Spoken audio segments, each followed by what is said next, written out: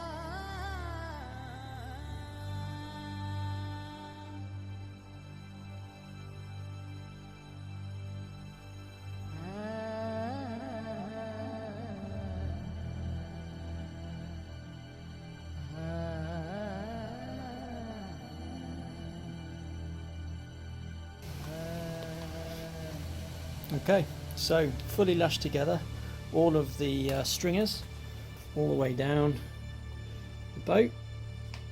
So got to do the gunnels now, which will run around the top of the boat. Got to find out how I'm going to do those, and then it can be taken off this frame and be moved around a little bit more.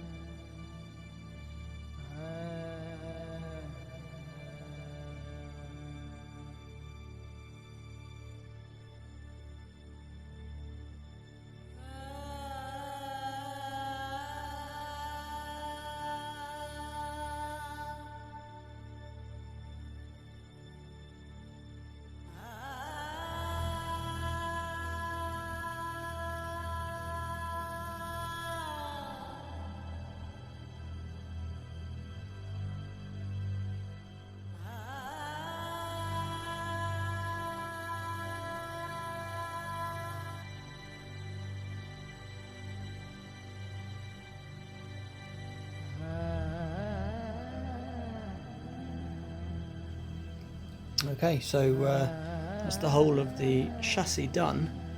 Got to fix the thwarts that go across the middle. Got to make one of those that go across the middle. Seats, obviously, and floorboards. But actually, it is stable and liftable.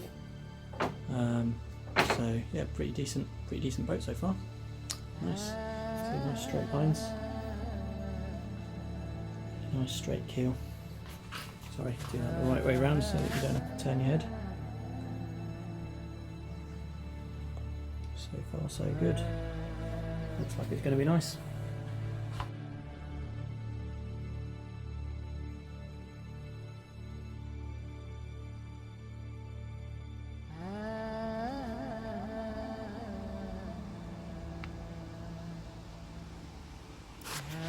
So what I'm doing is I am placing the floorboards, which are marine ply, in, and I'm binding them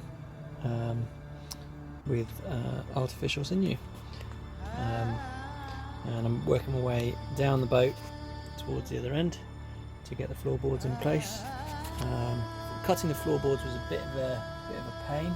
I had to really think about how big I wanted the floorboards to be, how long I wanted them to be, knowing that there was going to be some unsupported at the ends. So I just went for about 10 centimetres at the ends over here. So not very far at all, knowing that that's going to be unsupported. So if someone put their weight on it, if it was too long it might snap. So kept that short.